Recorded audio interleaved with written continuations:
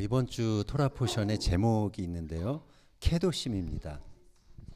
너희는 거룩하라라는 명령입니다. 이것은 모세를 통해서 이스라엘 자손 온 회중에게 주시는 하나님의 명령이었습니다. 그냥 한 개인에게 주시는 것이 아니라 온 회중 전체 이스라엘 백성들에게 주시는 것입니다. 이 명령을 통해서 우리는 거룩한 삶이 홀로 골방에서 이루어지는 것이 아님을 알 수가 있습니다. 거룩하라라는 명령은 공동체 안에서 공동체를 통해서 함께 이루어가는 것임을 우리는 알 수가 있습니다. 하나님은 출애굽기 19장 6절에서도 말씀하셨습니다. 너희가 내게 대하여 제사장 나라가 되며 거룩한 백성이 되리라, 될 것이다. 이렇게 선언하셨습니다. 여기서 되리라라는 표현은 히브리어로는 티히유라고 이렇게 표현되어 있습니다. 이것은 미완료태라고 하는데요. 장차 너희가 어떠한 존재가 될 것이다라는 선언을 그냥 선언입니다. 선언이자 명령입니다. 근데 오늘 본문에서도 똑같이 이 티히유라는 그 미완료태가 쓰였습니다. 그래서 케도심 티히유, 이것은 너희가 거룩하기 위해서 어떤 행동, 개별적인 행동을 하라라는 명령이라기보다는 거룩한 공동체가 되라는 그 존재에 대한 명령이라고 할 수가 있습니다. 이스라엘 백성들이 어떠한 과정을 통해서 거룩한 하나님의 백성들이 되었을까요? 오늘 함께 살펴보며 은혜를 나누고자 합니다. 하나님이 택하신 백성들이 왜 거룩해야 할까요? 그냥 자유롭게 살고 싶은 대로, 내가 하고 싶은 대로 살면 안 되는 것일까요? 오늘 본문에서 하나님이 택한 백성이 거룩해야 하는 이유를 말하고 있는데, 그것은 하나님이 거룩하기 때문이다 라고 그냥 간단하게 나와 있습니다. 신명기 10장 17절 이하를 보면 하나님에 대해서 이러한 묘사가 있습니다. 같이 한번 읽겠습니다. 너희의 하나님 여호와는 신 가운데 신이시며 주 가운데 주시요 크고 능하시며 두려우신 하나님이시라. 사람을 외모로 보지 아니하시며 뇌물을 받지 아니하시고 고아와 과부를 위하여 정의를 행하시며 나그네를 사랑하여 그에게 떡과 옷을 주시나니 너희는 나그네를 사랑하라. 전에 너희도 애굽 땅에서 나그네 되었음이니라. 자, 이 본문에 보면 하나님이 누구시냐? 고아와 과부를 그리고 나그네를 사랑하시는 분으로 나옵니다. 그들에게 떡과 옷을 주시고 그들을 돌보시는 분으로 소개됩니다. 거룩하신 하나님, 하나님의 거룩은 이렇게 어떤 현실과 분리된 추상적인 것이 아닙니다. 구체적으로 일상에서 이 돌봄의 행위로 나타나는 것이 하나님의 거룩인 것입니다. 그래서 이스라엘 백성들은 그들이 애굽 땅에서 나그네 되었을 때 그들을 먹이시고 입히시고 돌보시고 결국 그 종되었던 것에서 자유케 하신 하나님의 은혜를 경험했던 사람들입니다. 그래서 이스라엘 백성들이 그 사실을 기억하고 자신들도 똑같이 하나님이 그들에게 베푸셨던 것처럼 그들이 나그네를 만날 때 그들이 고아와 과부를 향해서 똑같은 일을 하라. 그것이 바로 하나님이 이 백성에게 요구하신 거룩한 삶이었던 것입니다.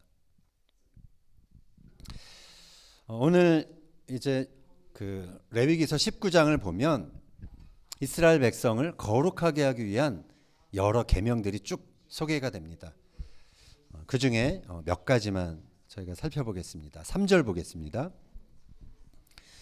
너희 각 사람은 부모를 경외하고 나의 안식일을 지키라. 나는 너희의 하나님 여호와이니라. 자, 우리 중에 진화를 통해서 이렇게 인간의 모습을 갖춘 사람은 아무도 없습니다. 우리 각 사람은 부모님을 통해서 이 세상에 존재하게 되었습니다. 물론 부모님의 연약함, 부모님의 실수 때문에 부모님과 또 어려운 그 관계의 어려움을 갖는, 여전히 관계의 어려움을 갖는 그런 사람들도 있을 것입니다. 그러나 부모님은 우리의 생명, 우리의 존재를 가능케 하신 그러한 분들입니다. 그래서 그 사실 하나만으로도 부모님은 경외해야 하는 그런 대상인 것이죠. 또 안식일에 대해서 말씀을 하고 계시죠. 이스라엘 백성들은 애굽에서 안식일을 모른 채 노동에 시달리는 그런 삶을 살았습니다. 그들은 시간의 주인이 누구인지도, 그들 인생의 주인이 누구인지도 모른 채 바로의 종으로 그렇게 살았던 것입니다. 그런데 이제 안식일을 지키라는 것은 시간에는 주인이 있음을 알라라는 것입니다. 그래서 시간이 하나님의 것임을 인정하고 일주일에 하루 노동을 멈추고 하나님이 쉬신 그날에 안식일을 지키는 것이 바로 그것이 거룩한 삶이라는 것입니다. 4절도 보겠습니다. 너희는 헛된 것들에게로 향하지 말며 너희를 위하여 신상들을 부어 만들지 말라. 나는 너희의 하나님 여호와이니라. 자, 4절은 헛된 우상들을 향해서 너희 얼굴을 들지 말라, 얼굴을 그리로 향하지 말라, 이렇게 본문을 보면 표현이 되어 있습니다. 우상의 본질은 이 본문의 표현처럼 너희를 위하여 만들어진 것입니다. 즉 우상은 나의 욕심, 나의 욕망, 그것을 채우기 위해서 우리가 붙드는 수단인 것입니다. 나의 삶이 나의 욕심을 이루기 위해서 우상을 바라보게 될 때 우리의 삶은 반드시 거룩과 멀어지는 삶을 살게 되어 있습니다. 우리가 교회를 다니지만 교회를 다니면서도 성경의 하나님을 우리가 예배하고 따라가기보다도 우리가 하나님을 그냥 세상 사람들이 생각하는 우상처럼 그렇게 믿고 따르는 그러한 부분들이 있다라는 것입니다. 그런 사람들은 하나님을 나의 성공과 나의 풍요를 보장해 주시는 분으로 믿고 따릅니다. 물론 그렇게 해주시는 부분이 있습니다. 그러나 하나님을 그렇게만 생각하는 것은 우리의 오해인 것입니다. 하나님이 정말 누구이신지, 어떠한 분이신지 잘 모르는 것입니다. 그래서 이 4절 말씀처럼 나를 위하여 세상의 우상들에게 마음을 빼앗기지 않는 것, 그것이 바로 하나님이 바라보시는 거룩인 것입니다. 9절 10절로 한번 가보겠습니다. 너희가 너희의 땅에서 곡식을 거둘 때에 너는 밭 모퉁이까지 다 거두지 말고 내 떨어진 이삭도 줍지 말며 내 포도원의 열매를 다 따지 말며 내 포도원에 떨어진 열매도 줍지 말고 가난한 사람과 거류민을 위하여 버려두라. 나는 너희의 하나님 여호와니라. 자, 구약 시대 이 말씀을 잘 지켜서 되게 유명해진 사람이 있습니다. 생각나시는 분이 있나요? 예, 보아스입니다. 예. 보아스는 유대인이었지만 이방 여인이었던 룻이 밭에서 이삭을 주울 때 많이 걷어갈 수 있도록 배려를 해줬습니다. 보아스는 결국 이러한 과정을 통해서 이방 여인 룻과 결혼하게 됩니다. 그리고 그의 자손을 통해 이제 다윗과 예수님이 그 후손으로 태어나게 되죠. 보아스는 어려운 사람의 처지를 자기 일처럼 돌봐주다가 하나님의 구속사에 이름을 올리는 그런 사람이 된 것입니다. 우리가 그 당시 추수하는 사람이라면, 우리가 농장을 갖고 있었던 사람이라면 추수할 때의 본능이 무엇이겠습니까? 내 밭에 있는 곡식은 한 톨이라도 남김없이 다 모아서 내가 그렇게 내 그 창고에 쌓아놓는 것이죠. 그런데 그러한 나의 본능, 그것을 누르고서 가난한 사람과 이방인들이 그걸 가져갈 수 있도록 이삭을, 반 모퉁이를 남겨두는 것, 그것이 성경이 말하는 거룩이라는 것입니다. 미드라시에는 이 어느 정도 포션까지 정했더라고요. 60분의 1 정도는 남겨둬라. 그래서 거룩은 거창한 것이 아닙니다.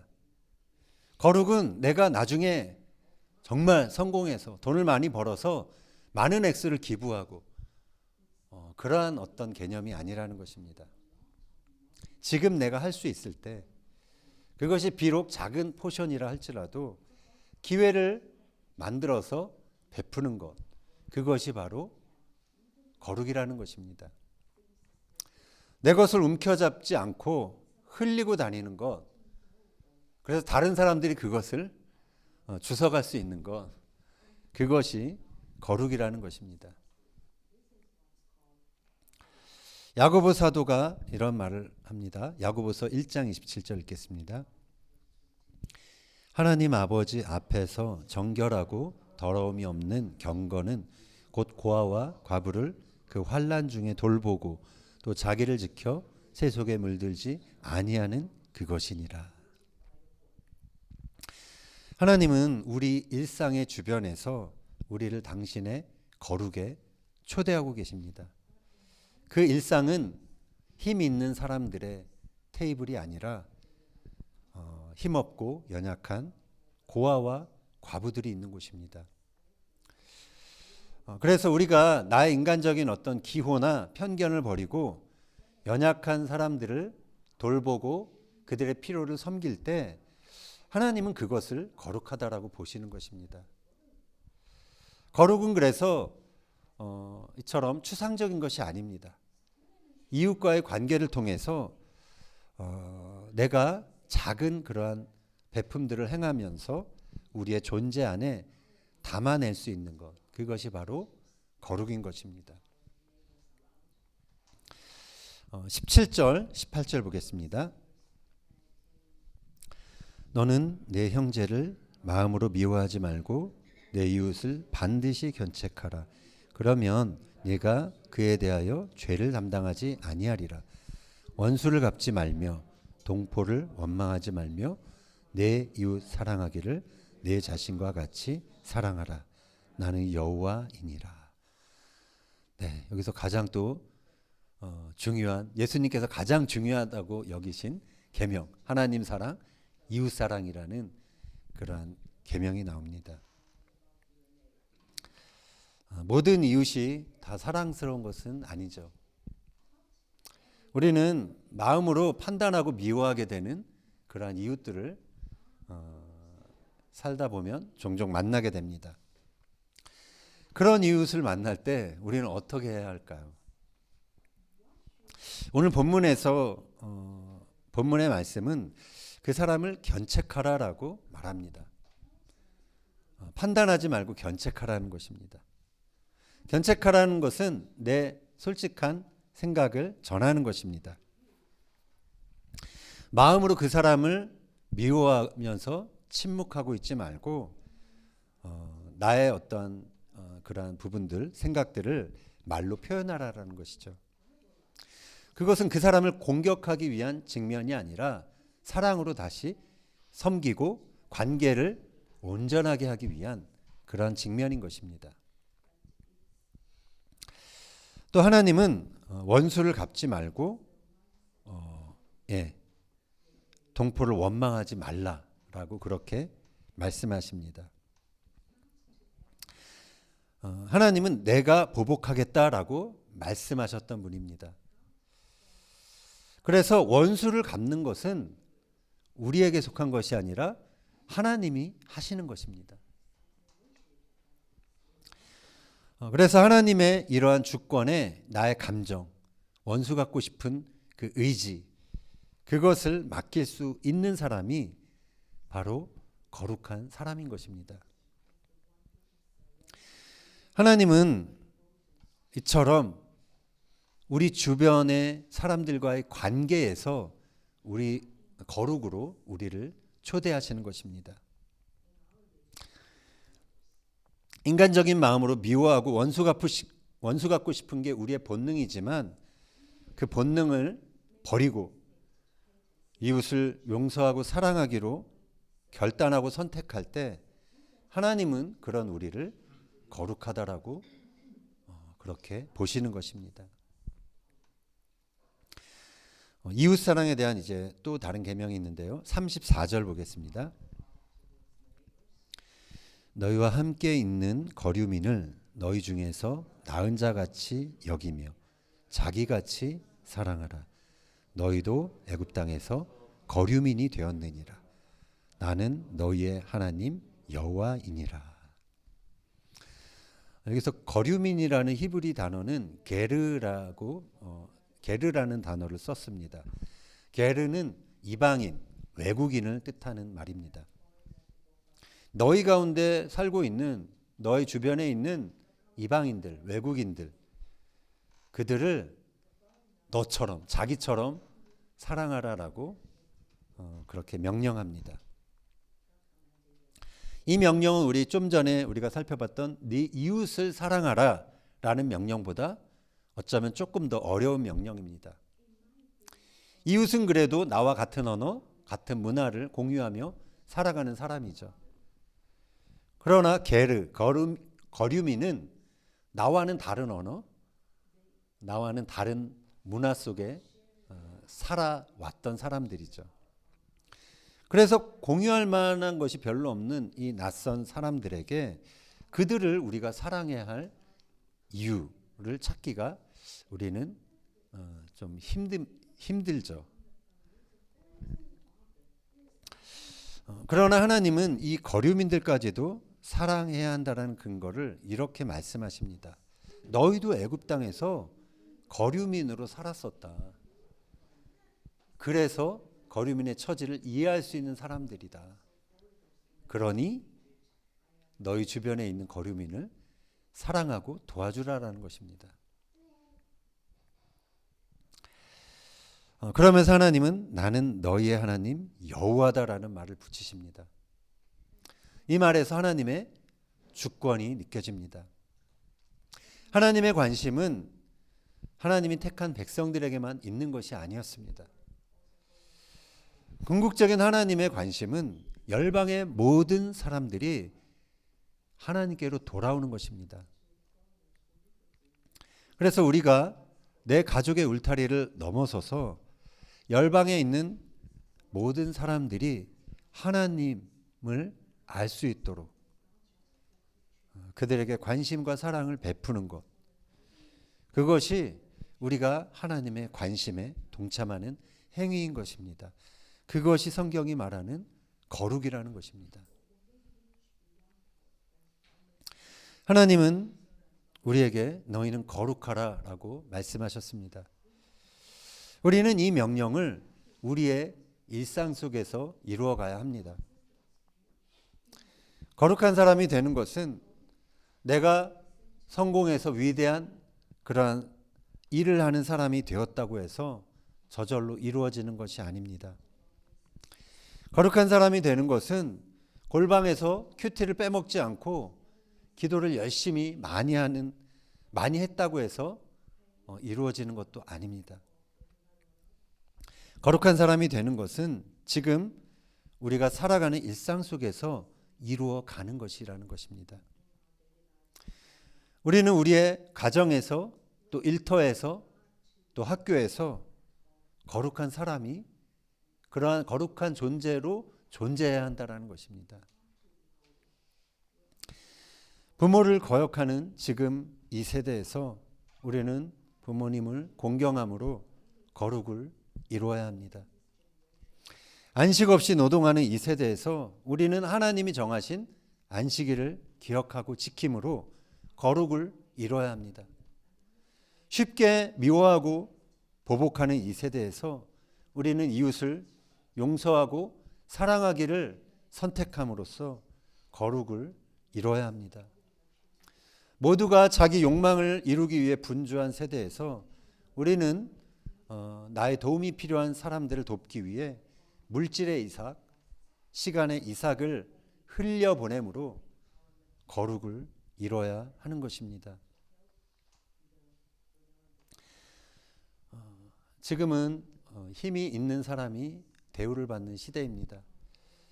가진 사람이 갑질해도 어쩔 수 없이 참고 살아야 하는 사회입니다. 그래서 많은 사람들이 거룩한 사람이 되기보다는 힘 있는 사람이 되기를 원합니다.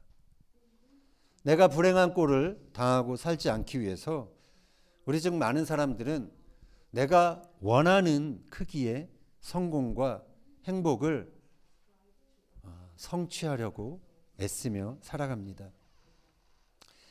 많은 사람들이 내가 성공해야 남도 섬길 수 있다고 생각하면서 지금 일상에서 거룩한 사람이 되려는 시도들을 유보합니다. 이것은 그러나 사실 지금 우리 사회의 비극이자 교회의 비극이라고 할 수가 있습니다. 교회 안에 거룩한 성도들은 많이 있지만 우리 주변의 일상에서 사회 속에서 거룩한 사람들은 그리 많이 보이지 않는다라는 것은 슬픈 일입니다. 거룩이란 하나님을 사랑하기 때문에 우리의 일상에서 우리의 이웃을 더욱 사랑하겠다는 결단입니다. 하나님께서 너희는 거룩하라라고 명령하신 이유는 하나님 자신 때문이 아닙니다. 우리의 행복 때문입니다. 신명기 10장 13절에 하나님이 이렇게 말씀하십니다. 내가 오늘 너의 행복을 위하여 내게 명하는 여호와의 명령과 규례를 지킬 것이 아니냐. 그래서 너희는 거룩하라라는 하나님의 명령을 지키는 것은 결국 우리의 행복을 위한 것이라는 사실입니다. 이 세상에서 어떤 사람이 행복한지 한번 살펴보십시오. 한번 주변을 둘러보십시오. 나 자신을 위해서 행복을 추구하는 사람, 그런 사람이 아니라 모두의 행복을 위해서 거룩을 추구하는 사람들이 가만히 보면 그 사람이 정말 행복을 누리는 사람들인 것입니다. 하나님은 오늘도 이 세대에서 거룩한 백성들을 일으키기 원하십니다. 하나님은 하나님의 그 명령 앞에 떨며